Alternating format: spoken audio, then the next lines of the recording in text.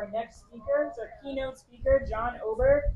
So John is an animal advocate dedicated to making the world a kinder place for animals by utilizing the power of social media.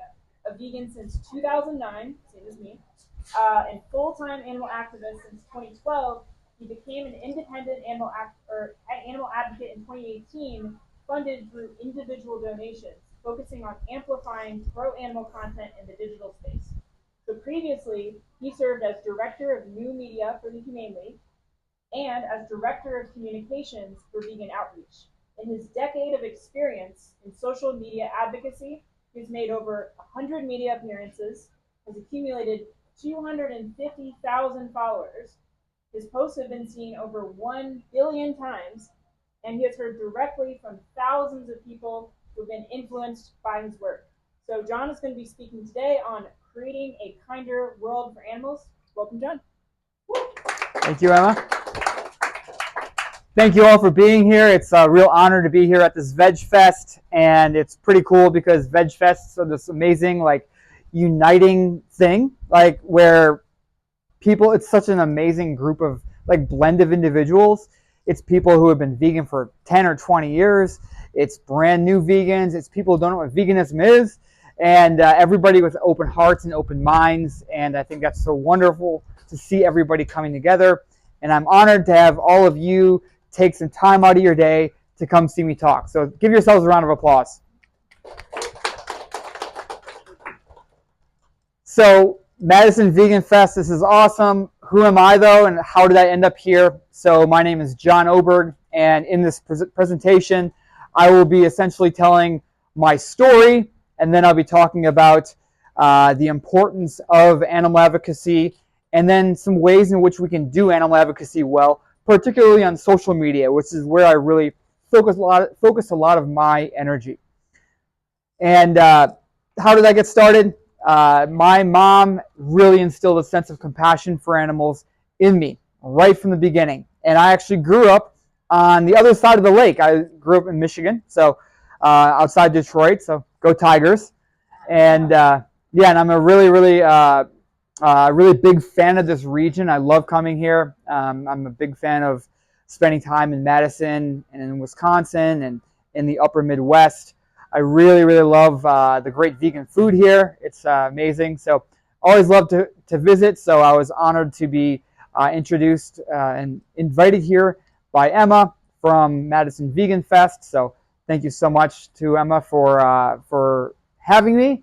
And I got to give one more shout out to all of the organizers of Madison Vegan Fest for making this happen.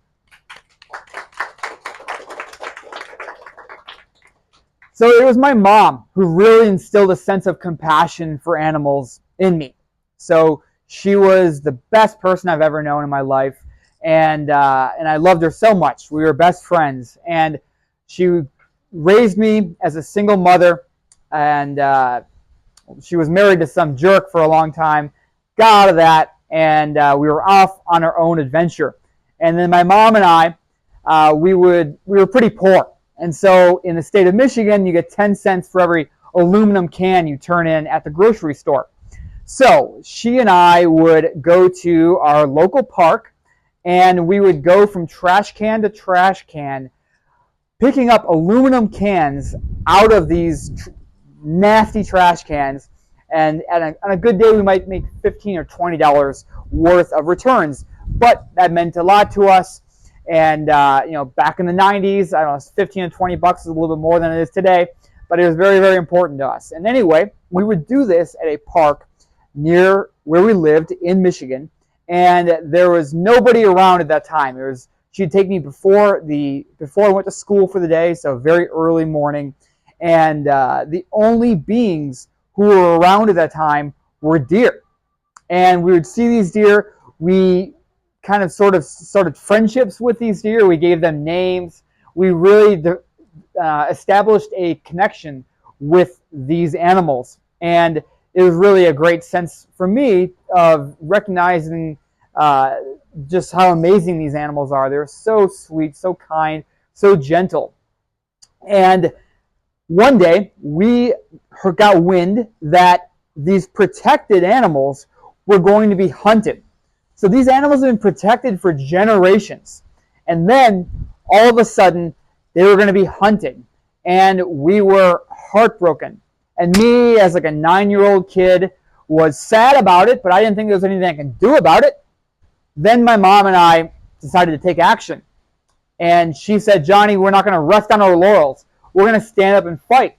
So what we did was we made signs that said, like, being cruel isn't cool, and stop the hunt. And we would stand by the entrances every day. We got local media attention. We actually stood up as like a 9-year-old kid, super, super shy. I stood up in front of the Department of Natural Resources meeting, I think they had our monthly meeting, and I said, please don't hurt the deer. They're innocent. And unfortunately, our cries and our fights, they fell on deaf ears, and the hunts happened. The hunts continued, and we were so sad about it. But this still taught me that I should still speak up against injustice when something is happening. And there's a lot of really bad things happening to animals. And my mom, she was a little bit stubborn when it came to this, and she wanted to still make some difference. So one night, when one of the hunts were happening, we actually snuck into the park. And this is all under her recommendations, and I just went with it. And she said, Johnny, we're going to warn the deer that danger is near. And so she said, Johnny, let's howl. And so we started howling and howling and howling to warn the deer that danger was near. And we found out the next day that almost no deer were killed that night. And that taught me that you stand up against injustice when injustice is happening. So let's fast forward a number of years. And I had a great relationship with my cat named Scoop. He was a big, gray, fluffy Maine Coon mix. Of course, he's a rescue, so who knows what he was. But he was so sweet, and I loved him so much. And then I was traveling for a while, and my mom gives me a call and says, Johnny, I got some bad news. Scoop has cancer. And it turns out he had cancer that developed in his on the toe of his paw. And so they said that you can't just remove one toe or one paw. You have to actually remove the whole arm. And so it was going to be like $1,000 surgery. And we were not wealthy. We did not have a great means to do this. But without thinking about it, I said, Mom, we're getting the surgery. I don't care. We're getting the surgery. So we spent like $1,000 on the surgery to get his limb removed.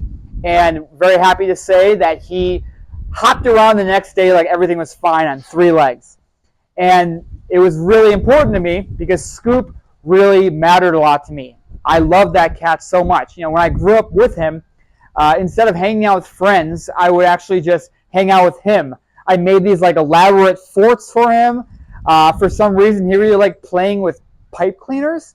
And I would go to the tobacco store or the tobacco section at the local Meijer and get pipe cleaners. And I always got a weird look as like an 8-year-old kid getting pipe cleaners, but that's what my cat liked to play with. So that was kind of the, that's just a relationship I had with Scoop. And I never once thought, is $1,000 worth it? $1,000, although it was a big sacrifice for me at the time, it was absolutely worth it. And then let me tell you one more story that kind of ties this all together. So I was traveling in Europe. I was actually at an open-air market in Helsinki, Finland. It was right on the water, very pretty place. I was going around, up and down, meandering around the aisles, and there was a guy who was selling prepared reindeer meat. Okay, that sounds weird, but it's a thing over there. Okay, there's reindeer meatballs, reindeer sausages, and this guy and I were talking for a bit, and he understood that I was on a pretty tight budget as I was traveling around Europe on a shoestring. And I think my budget was like $5 a day on food.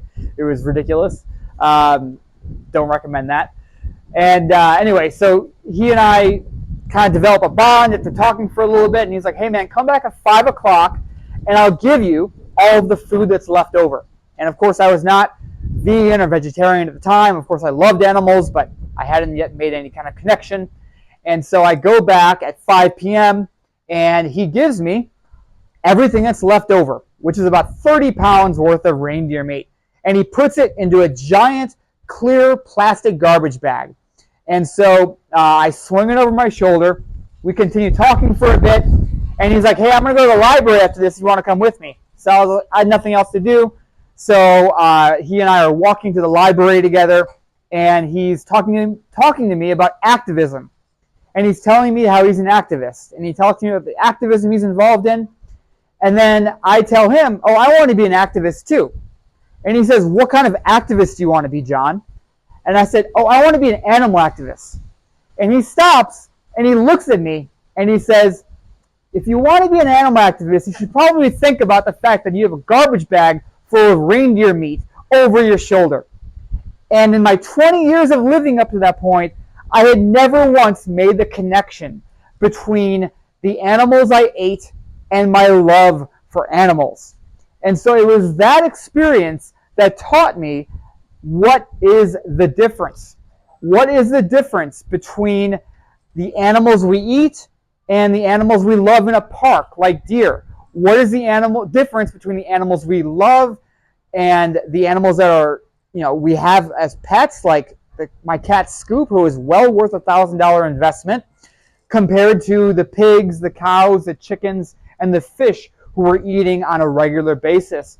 And what's the difference between the animals I love and the animals we eat on a regular basis and these reindeer? There is no difference. They're all worthy of our consideration, our compassion, and our respect. So why are these animals so worthy of our consideration? Well, there's a whole slew of reasons.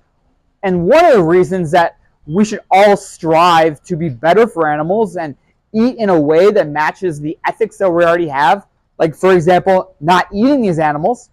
One of the reasons is the numbers. The numbers are astronomical. It would be one thing if there were a handful of farm animals killed every single year, but it's not like that. There are billions and billions of animals raised and killed in the United States every single year just to be consumed. Over 8 billion chickens alone. 8 billion is a number so large that our minds can't even comprehend it. But a simpler way to explain this is that 99% of the animals that are killed by humans every single year are the animals we eat. 99%.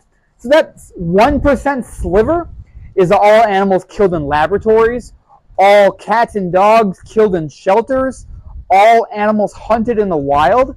So that gives you a sense of the scale of the problem. Alternatively, that also means that each one of us have a really big potential for impact. And on top of this, it isn't like farm animals are just these like unfeeling beings. They aren't rocks. They aren't water bottles. They are animals just as ability to experience physical pain and emotions as the cats and dogs who we know and love. They are sentient. They feel pain. Pigs feel pain. Pigs are more intelligent than dogs. More intelligent than dogs. And if what was happening to pigs was happening to dogs, there would be riots in the street. So let's think about that. They're so intelligent, in fact, that this undercover investigator tells this story about how back when they were undercover at a pig factory farm, there were dozens of mother pigs trapped in gestation crates. Okay, these pigs are trapped in crates so small that they can't even turn around. And this is how they spend almost their entire life in these horrendous conditions. Well, these pigs are so smart that one of them figured out how to open the latch on her cage with her tongue. And he saw this pig do this. So she opens the latch and she enters into the common area, And instead of making a beeline for the exit, you know what she does? She goes to every other crate and opens it up for the other pigs. So these are the animals who are being abused in the worst ways behind the closed doors of factory farms and of slaughterhouses. And these are the animals who are worthy of our compassion, our consideration, and our respect. And how do we respect animals? The biggest way to respect animals is to not eat them, is to create a world in which these animals are taken into consideration. And it's very, very hard for these animals to be taken into consideration when we are actively making choices that harm these animals, when we are actively paying people to do things that we would never do ourselves, which is why veg fests and vegan fests like the Madison Vegan Fest is so important, because it brings all these amazing ideas together. It brings all these incredible people and vendors and sponsors and nonprofits together, and it is truly a thing of beauty. And so living and eating vegan is by far the biggest way that each one of us can make an impact.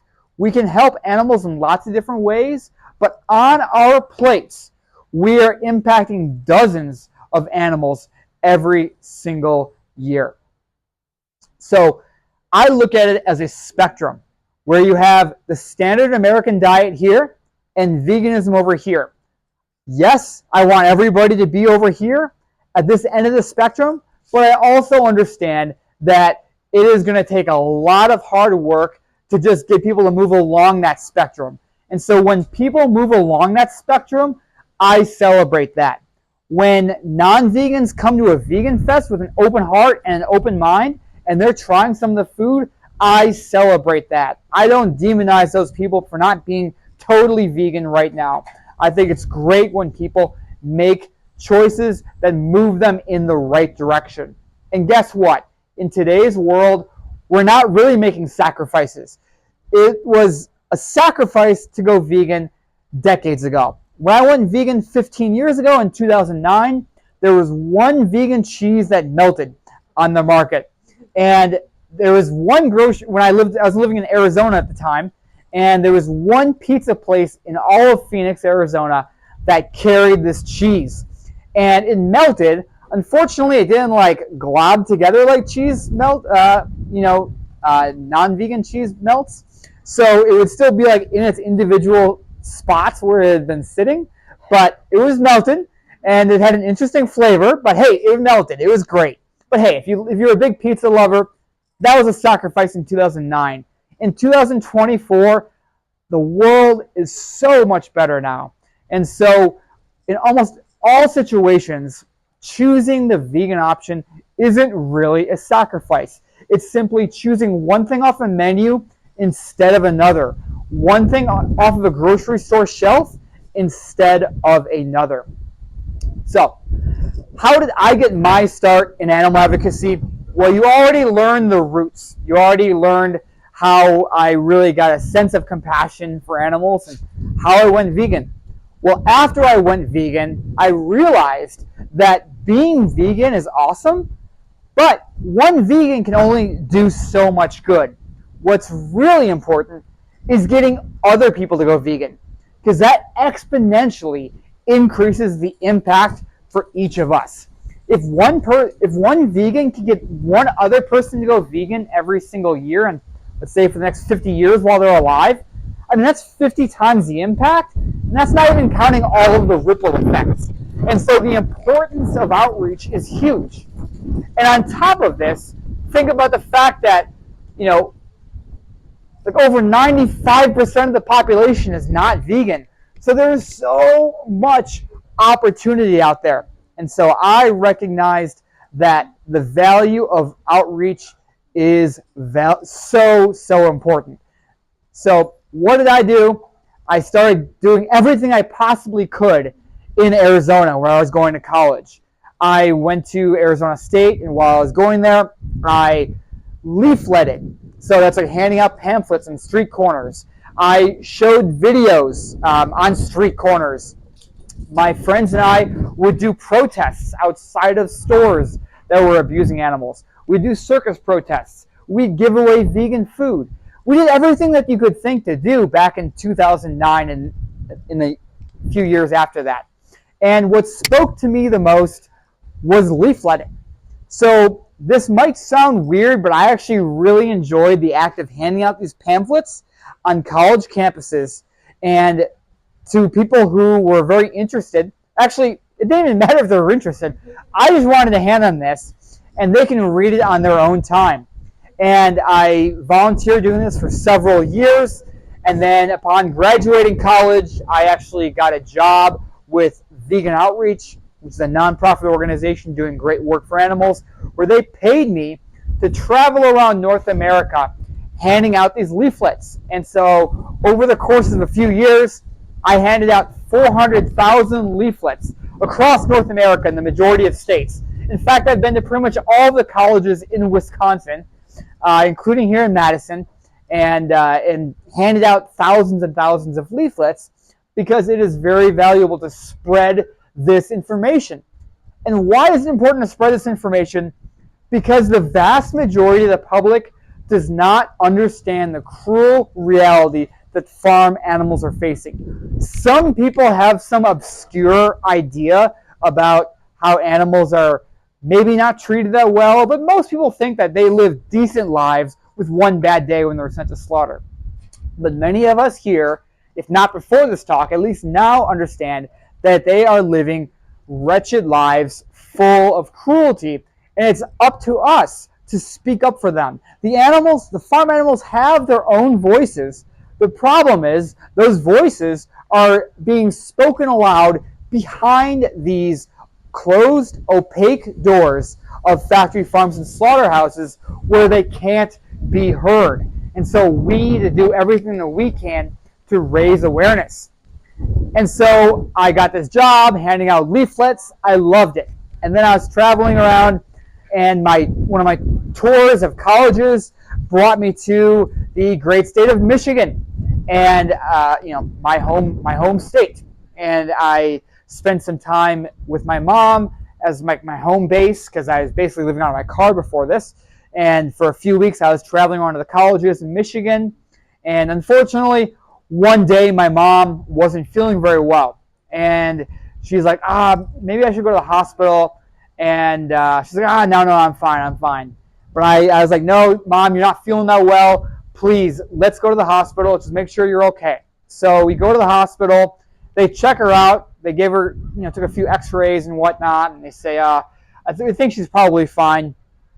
But then we go back home, and by the time we get home the next day, which is like 6 in the morning at this point, there's a voicemail on our answering machine. And that voicemail is saying, you need to bring Karen Oberg back to the hospital right away. And so we go back the next day, or that day, and it turns out that my mom was diagnosed with stage 4 small cell lung cancer. And it was the worst experience of my life, and just the worst experience of my mom's life. My mom was my best friend, and we shared this immense bond, and it was so heartbreaking. And so I took a hiatus from Vegan Outreach, from traveling. I obviously couldn't travel. I took a hiatus and took care of her full time. They gave her 6 to 9 months to live, but I knew I was going to live every single day by her bedside and enjoy our remaining time together. In our remaining time together, we did all kinds of things. We even went to colleges and handed out leaflets.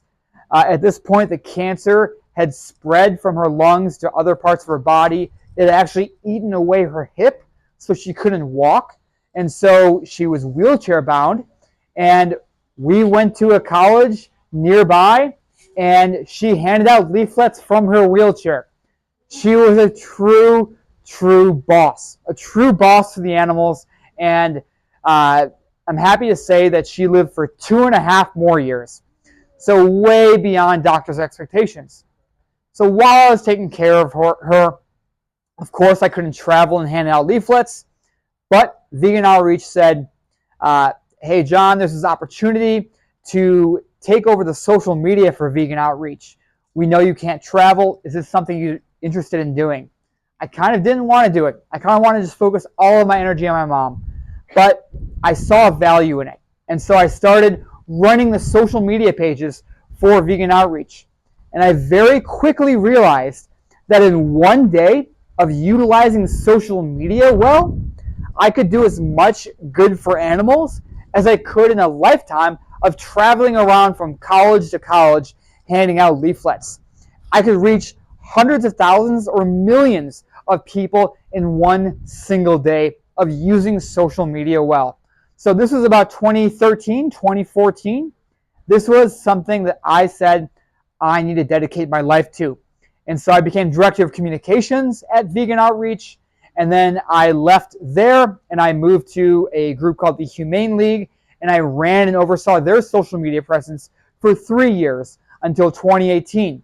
And then I left Vegan Outreach, or the Humane League, in late 2018, so about 6 years ago now. And I decided to do this work independently. And so now my work is no longer on street corners handing out leaflets. It is now in the digital world handing out leaflets in a way. It is now in the digital world on social media handing out impressions, views of photos and videos that inspire people and teach people ways in which we can be more compassionate towards animals. And so in much of the remainder of my time here, I'm going to talk about social media and how to utilize social media well. Because although most or even all of us use social media to a certain degree, social media is not utilized well enough by the masses, by the animal advocacy masses, in a way that is making as much impact as possible. So as we get in the weeds here, if you're a non-vegan, maybe you won't be as interested in this part, and that's totally fine. I appreciate your time up until this point. But I will talk a little bit about social media strategy here. If you want to utilize social media well, and much of what I'm going to talk about is relative to any form of advocacy you're doing, whether it's on the street corners, through media, just through conversations with strangers or family members or friends, and so on. So let me tell you the story about Terry. So Terry grew up on a factory farm. Terry is a pig. And Terry is a pig who spent their entire life basically living on concrete in darkness. And they one day were pushed from this unremarkable building onto a truck in the middle of Iowa and trucked from there all the way to a slaughterhouse in Los Angeles. And they didn't know where they were going, and they were subjected to all weather extremes, and they just drove and drove and drove, exhausted, thirsty, hungry, scared. Then one day, or after doing this journey for many, many hours, probably over a full day, they finally get to the slaughterhouse. And that is where I met Terry. So I had teamed up with Los Angeles Animal Save outside of a pig slaughterhouse in downtown Los Angeles called Farmer John. Makes it sound so nice and fun, right? It's not nice and it's not fun. Not for the animals, not for the humans, not for anyone. And I made eye contact with this pig as they were on this truck. And I took video footage of this. And this pig, Terry, stared into my camera for 60 seconds. Okay, 60 seconds. They and I locked eyes. I got this all on footage.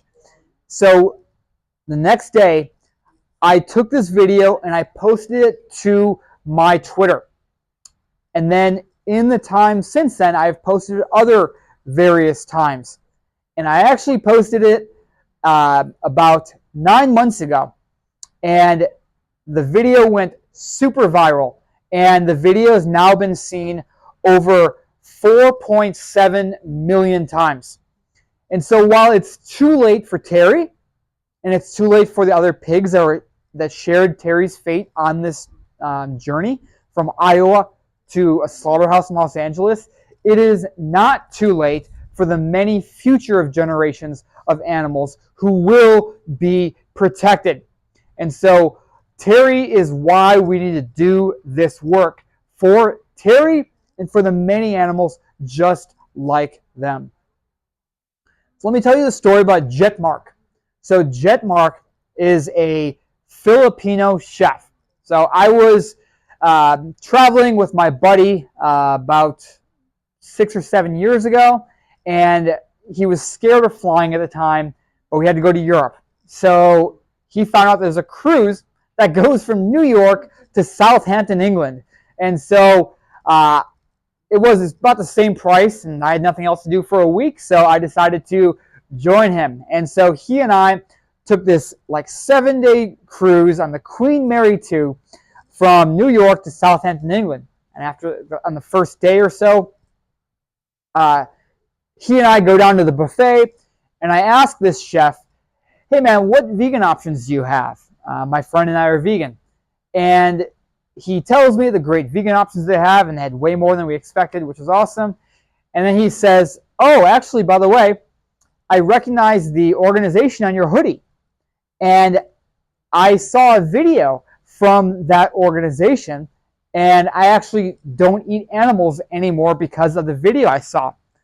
And I looked down, and the organization is the organization I had been working for and running the social media for.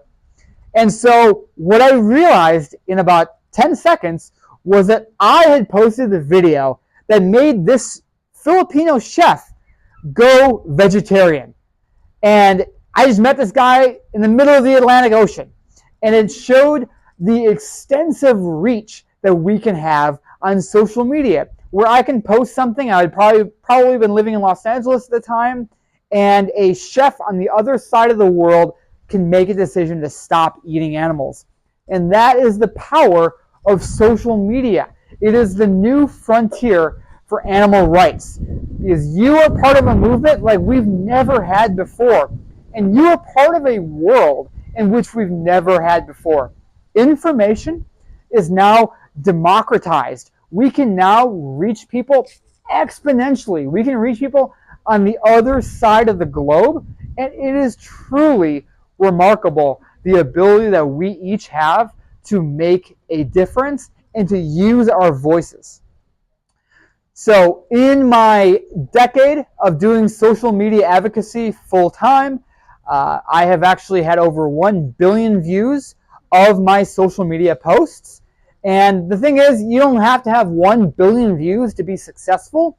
You could go from having dozens or hundreds of views of your posts in a given year and do hundreds or thousands. And that is a huge victory for animals.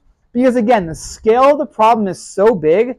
The one upside to that is that the potential for each one of us to do good is also incredibly huge.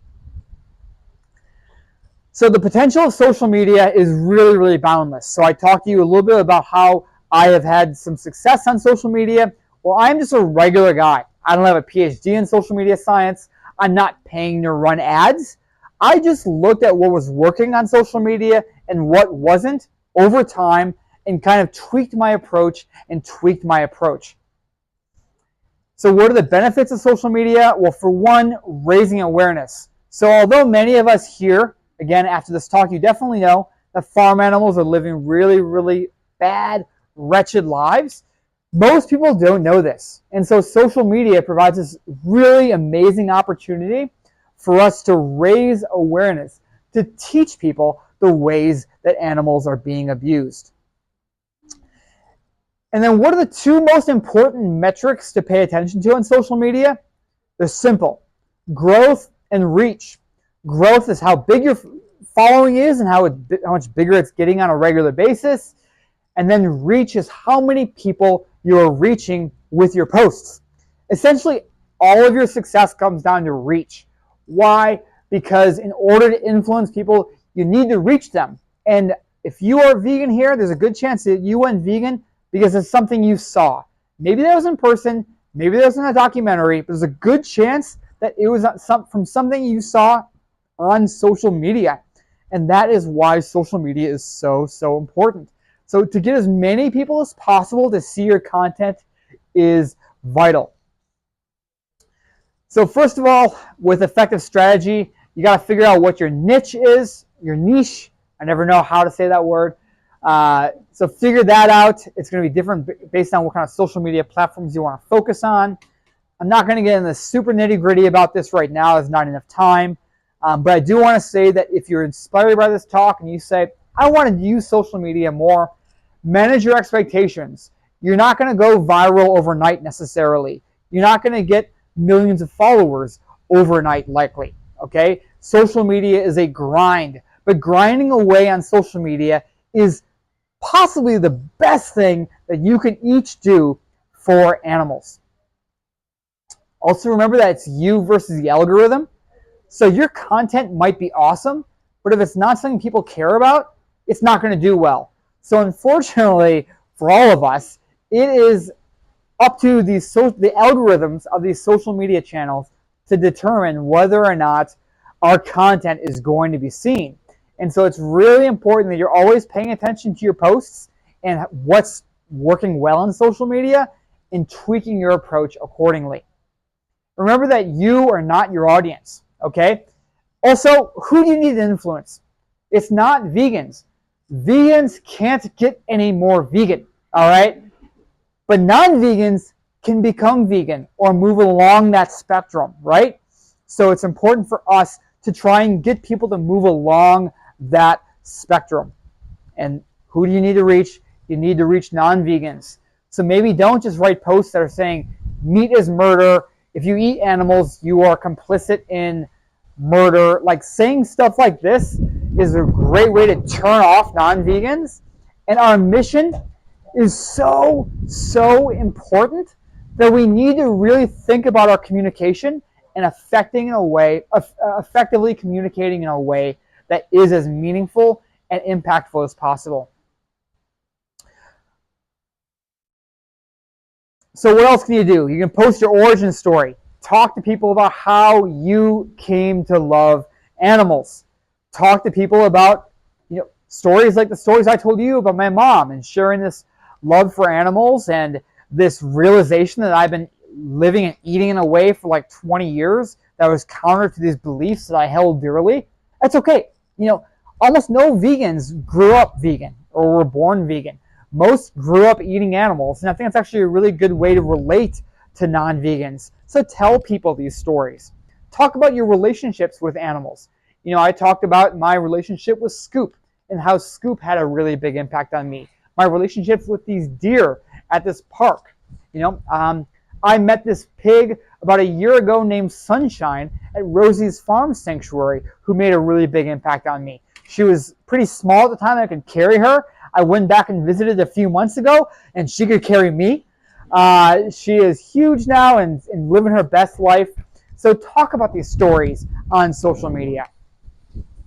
What else to do? Talk about the great vegan food that you're eating. If you are here today, you are eating really good vegan food. If you're eating that good vegan food, take photos and videos of that and post that on Instagram, on TikTok, on X, Facebook, whatever social media platforms you're on.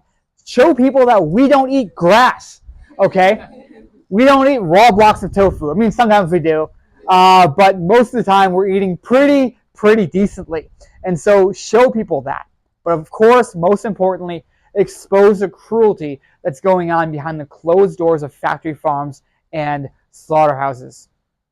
Some other tips to keep in consideration. Avoid the vegan bubble.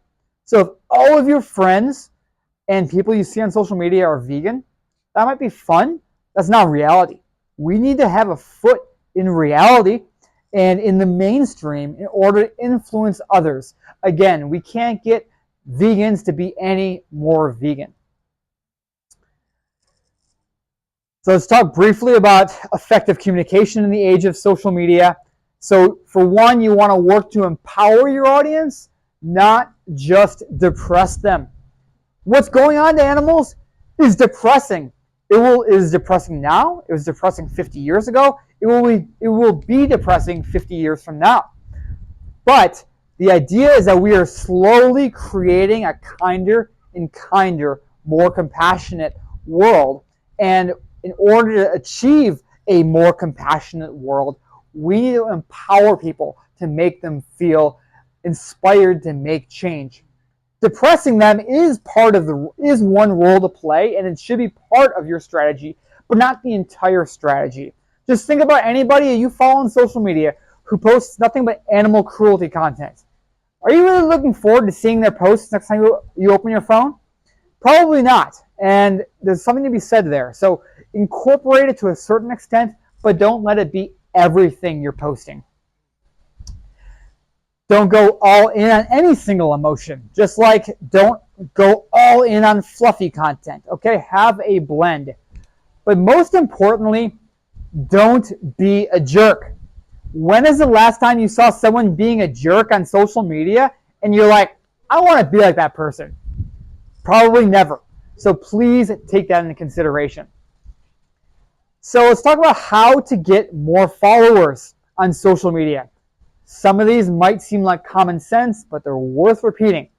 For one, post good content. People want to follow accounts who post information, have posts that are interesting to them. Okay? So something might seem interesting to you, but you have to put yourself in your audience's shoes and be like, is that interesting to them? Like, would they care? Would they hit the like button? Would they comment? Would they share with their friends and family? The answer is no. Maybe don't post it. Be very share focused. So when you're posting content, think, okay, are people going to be surprised by this? Maybe shocked by this? Are they going to be inspired to share this content? You know, when I see some stuff, like I recently learned, I've been vegan for 15 years, but it was about like 6 or 7 years ago that I learned how horrendous frog farming is. Okay? I'm not going to just tell you all because it's just too brutal, but like frog farming, although it's in a pretty small scale compared to other animals, it is horrendous. And I learned something totally shocking. I posted about it. I had people who had been vegan for decades reaching out to me, telling me they had never heard this stuff before. And so social media is a really great way to teach people about things they don't know. And again, the vast majority of people outside of this Veg Fest don't understand what's happening behind these closed doors of factory farms and slaughterhouses. Other ways to get more followers on social media. Externally engage. Put yourself out there. Go engage on social media with accounts you don't currently follow. And that way you'll get kind of eyeballs on your posts and on your profile. They'll go to your profile and then follow you as a result. Engage internally as well. So reward people for engaging with your content by replying to their comments, replying to their DMs, replying to their stories, and so on. And then, of course, lots of the little things. And there's not enough time in this presentation or in this day to get through all the little things that make good social media advocacy good, but it is something to keep in mind. And I'm always available later to discuss this further. And I will get through the last couple of minutes here, and then maybe if we got like 10 minutes left, take some questions. So if anybody has some questions, start thinking about them now. For content, real quick, not all of your content needs to be original. It could be photos and videos from other people. I would actually really recommend like short, unpolished photos and videos. It doesn't have to be some really nice TV quality content. Literally like a 6-second video that you took with your phone is huge. Next time you see a slaughterhouse or a slaughter-bound truck full of pigs, assuming you're in the passenger seat, not the driver's seat, maybe take video of that, post that on social media, and you'll be surprised how impacted people will feel. And also, this is a bit in the weeds here, but when you are talking about animal cruelty content, talk about one specific kind of cruelty at a time. Don't just talk in these broad terms like animals suffer, farm animals feel, farm animals suffer in factory farms. Talk about something that people can really feel, okay? Talk about how piglets have their teeth clipped without painkillers. Talk about how mother hens are kept in cages so small they can't even spread their wings. These are horrors that people can hear and feel. Just like how you all feel, what the way you're feeling after me telling you this, take this information and share it on social media so the non-vegans experience the same thing.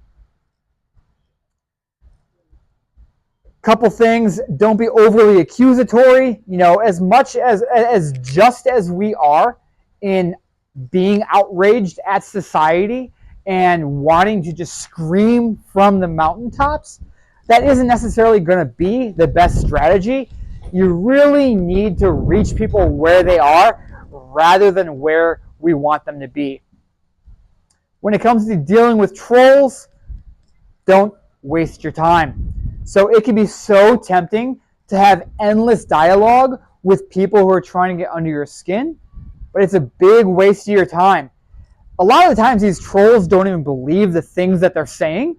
Even if they did believe the things that they're saying, the amount of minutes or hours or days you're going to take engaging with this one person is a horrendous use of your limited time and resources on this planet, okay? We already talked about the scale of the problem. It's so massive we can't get our little brains around how big the problem is. And so for that reason, use your time wisely. And I would say that endlessly engaging with one person isn't a good use of your time. And so I want you all to understand that if you are someone who has used social media for animal advocacy or done animal advocacy in any way, whether that's on street corners, in grocery stores, in conversations with friends, families, and strangers, you absolutely have made an impact. The thing is, you are only going to see the tip of the iceberg in terms of the impact that you've made. So you may, if you're lucky, hear from one or two people who said, hey, John, I actually went vegan because of something you said or something you did or a post that you did. But the vast majority of impact, you are never going to learn about. And you have to just accept that fact and know that you got to keep grinding away because you are absolutely making a difference whether you hear from other people or not. Because animal abuse is not going to survive the era of social media. A more clear, compassionate, kind world is in our future. The speed of which we get to that future is entirely dependent on the work that you and I and the many other animal advocates out there are willing to do. If we are willing to roll up our sleeves and do the hard work that needs to get done. Because we need to create more stories like Jetmark, the Filipino chef who I met in the middle of the Atlantic Ocean, who had gone vegetarian because of a video he saw I posted on social media. We need to create more stories like Jetmark.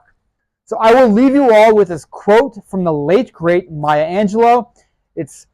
I've learned that people will forget what you said, people will forget what you did, but people will never forget how you made them feel. And so it's so important for all of us as animal advocates to make people feel inspired to make a difference for animals. Thank you.